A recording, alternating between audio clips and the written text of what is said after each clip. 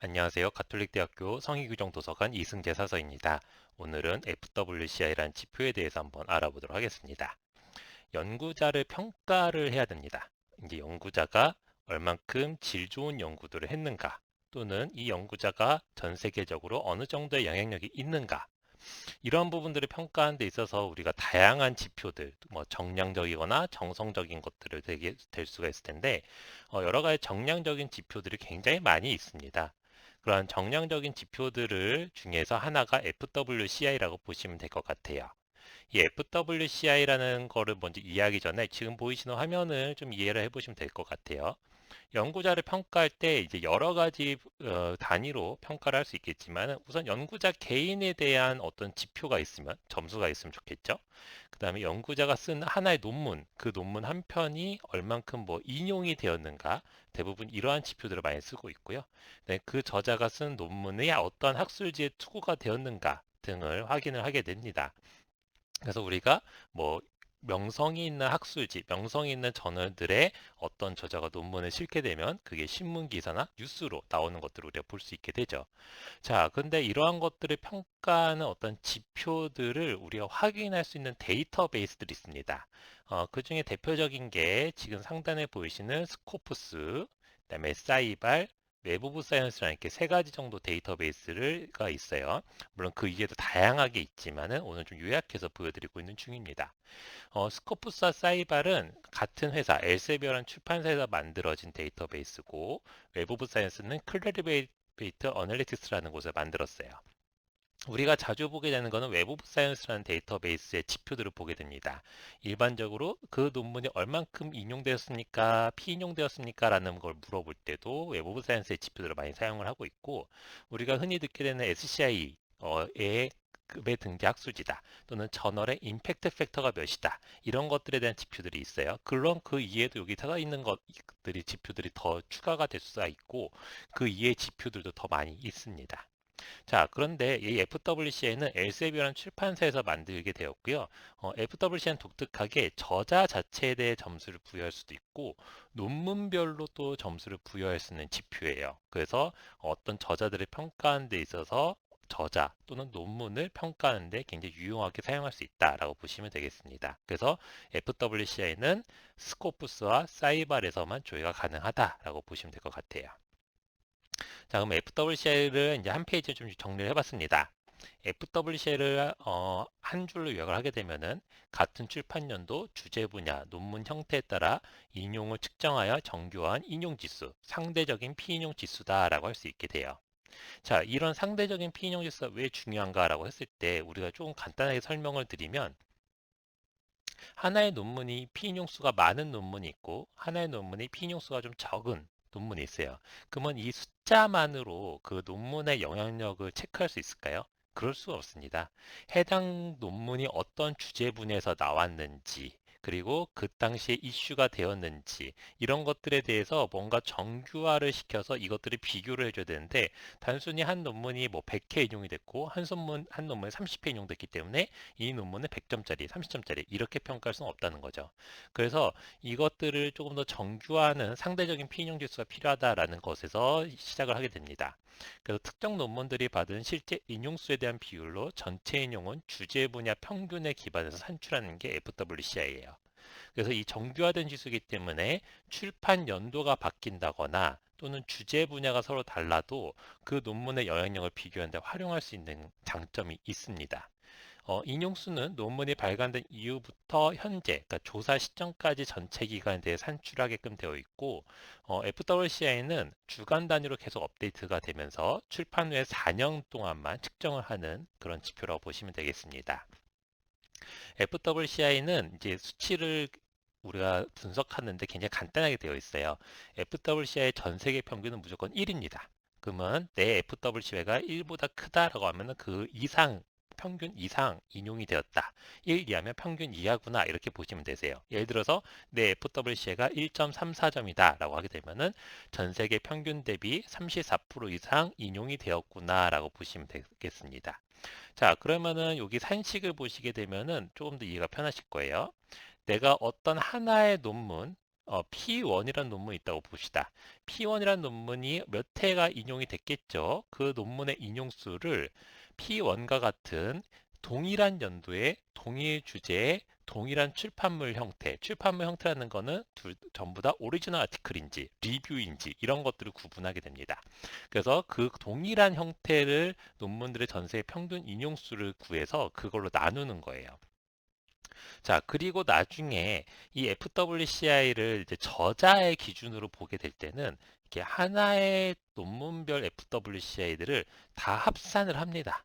합산을 하고 그 논문 수만큼으로 나눠줘요.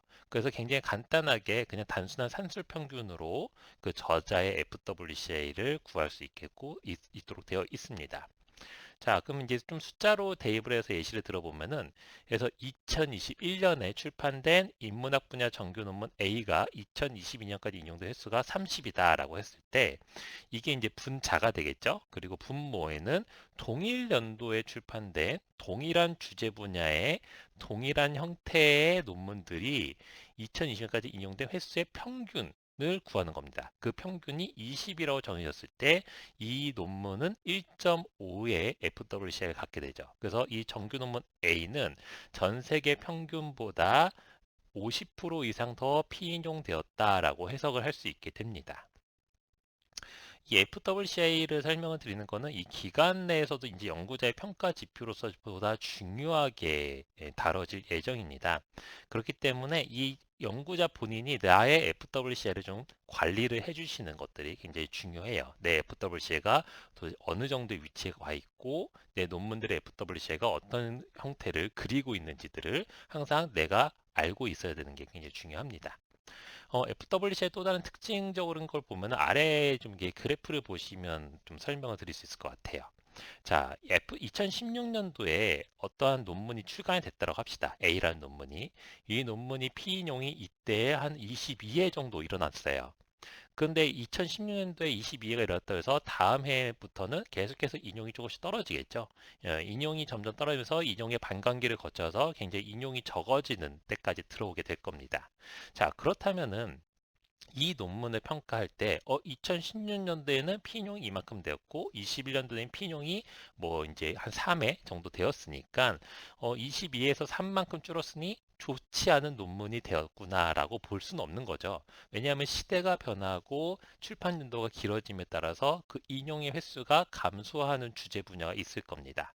자, 그러면 이러한 주제 분야에서 이거를 어떻게 정규화할 것이냐라고 했을 때 상대적으로 평가를 할 때 FWCI를 구하는 거죠. 그럼 2016년도에는 이 논문은 FWCI가 한 1.2 정도 됐다. 아니면 1.3 정도 됐다라고 만약에 여기를 예시로 들었을 때 1.3 정도 됐다라고 봤을 때 그 논문을 동일한 출판 연도에 해당되는 것들도 2016년에 출판된 것들도 동일하게 전 세계 그 해당되는 주제부의 논문들이 17년, 18년, 19년, 20년 가면서 전체적으로 다 줄겠죠. 똑같은 해당 연도에 똑같은 주제문화에 똑같은 출판물 형태의 모든 논문들이 다 전반적으로 피인용이 줄어들 겁니다. 즉 앞전에 계산했던 분모도 줄어들 거기 때문에 이렇게 분자값 피인용 값이 줄어들었을지라도 전체 동일한 연도 2016년도에 출간된 동일한 주제 분야 출판물 형태들이 다 동일하게 피인용이 줄어들 거기 때문에 그것들과 비교를 하는 거예요. 즉 21년도의 FWCI는 2016년에 출간된 논문을 가지고 21년도에 출간된 논문을 가져다가 하는 게 아니라 16년도에 동일하게 출간된 논문들끼리 쭉 왔을 때 거기서 비교를 하게 되는 겁니다. 그러다 보니까 FWCI 자체는 지금 보이시는 것처럼 크게 줄지 않고 조금은 늘어난 것 형태로 볼 수가 있죠. 즉 2016년에 출간된 논문들은 전반적으로 다 피용이 감소가 됐을 텐데 그 감소 폭보다 오히려 덜하다라는 거를 이렇게 보여주게 됩니다. 그래서 FWCI는 이런 식으로 정규화해서 볼 수 있다라는 거를 확인하시면 될 것 같아요. 그런데 FWCI는 어디서 조회를 하느냐라고 했을 때 바로 저희 성의규정 도서관 홈페이지를 통해서 조회를 하실 수가 있게 됩니다. 성의규정 도서관 홈페이지에 로그인하시고 상단의 서치 메뉴에 보시게 되면은 데이터베이스라는 메뉴가 있어요.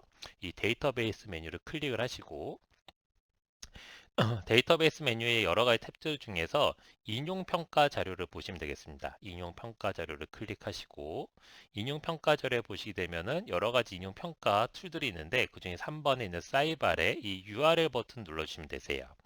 URL 버튼 눌러주시게 되면은 사이발 메뉴 사이트로 이동이 되겠고 여기 부축에 보이시는 이용 매뉴얼을 참고하셔서 이용을 해주시면 되겠습니다. 여기 써있듯이 가톨릭 대학교 이메일로 반드시 계정을 생성하시고 이용을 하셔야 된다라는 걸 꼭 기억을 해두시면 되겠습니다. 자, 저는 이미 계정을 생성하고 로그인을 한 상태예요. 그래서 이렇게 저의 프로필이 나와 있는 상태입니다.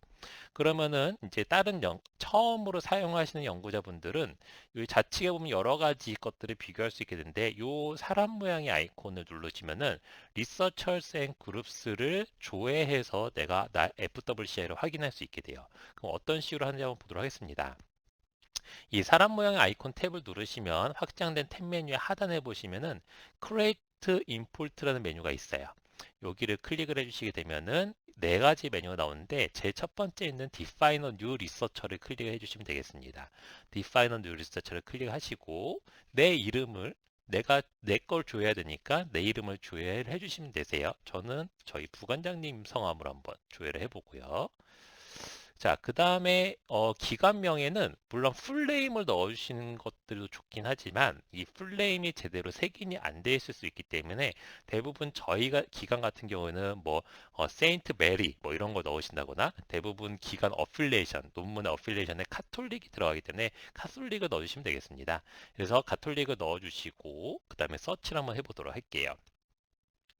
검색을 해보게 되면 이렇게 지금은 다행히 저자가 한 명으로 나타나는 경우들도 있어요. 근데 저자가 2명 이상 또는 3명 이상 흩뿌려지는 경우가 있습니다. 그런 경우들은 이 기관명이 서로 다르게 되어 있는 경우도 있으시고 또는 내 논문 자체가 흩어져 있는 경우들이 있어요. 그런 경우에는 요 3번에 있는 Validate Publications를 하게끔 되어 있는데 요거는 이용 매뉴얼을 좀 참고해 보시면 될 것 같습니다. 자, 그러면 내가 내 거를 선택을 하고 가장 우측 아래에 있는 Direct Go to Save Researcher를 눌러주시게 되면은 이 저자가 맞는지를 확인하게 되고요. 그다음에 Save and Finish를 하게 됩니다.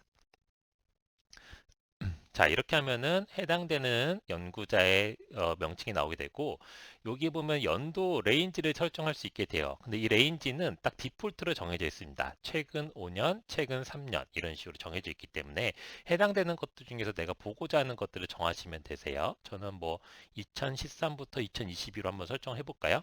자, 이렇게 했을 때 여기에 썸머리 매트릭스에 다양한 지표들이 나오게 됩니다. 스컬러리 아웃풋은 이 기간 동안에 출간된 논문 수가 되겠죠. 그 다음에 FWCI라고 되어 있는 Field Weighted Citation Impact가 바로 여기 나타납니다. 그래서 구이범 교수님 같은 경우는 2.21의 FWCI를 갖고 있어요. 이 뜻은 뭘까요? 평균 전 세계 평균보다 121% 이상 피인용이 되는 저자다라고 볼 수 있게 되겠죠. 그리고 실제로 사이테이션 카운트, 즉 피인용 횟수는 2,840회가 되고 있습니다. 이런 식으로 이제 피인용 횟수만으로 저자를 평가하기 쉽지 않기 때문에 이런 상대적인 평가 지수를 통해서 평가를 할 수 있게 되겠죠. 자, 그럼 오늘 세 줄 요약을 하도록 하겠습니다. FWCI는 연구자를 평가하는 측정 도구로 사이발에서 확인할 수 있게 되고요. FWCI의 전 세계 평균은 1이고 1보다 크면 평균 이상, 1 이하면 평균 이하가 되겠습니다. FWCI는 기관에서 주요한 지표로 관리될 예정이기 때문에 저자분들 또는 연구자분들이 나의 FWCI의 흐름들을 잘 파악하실 필요가 있으세요. FWCI와 좀 관련된 또는 사이버과 관련돼서 조금 더 자세한 것들을 알고 싶다라고 하시게 되면은 저희 도서관 홈페이지 상단 리서치 메뉴에 교육자료라는 실로 들어오시게 되면은 상단에 스코프스 저자정보 관리 및 사이발 활용이라는 이 강의랑 그다음 여기 사이발 교육자료라고 있습니다. 그 이 두 가지를 좀 참고를 해보시면은 보다 깊게 FWCI와 사이발 이용 방법에 대해서 이해하실 수 있게 됩니다. 자, 오늘은 여기까지 하겠습니다.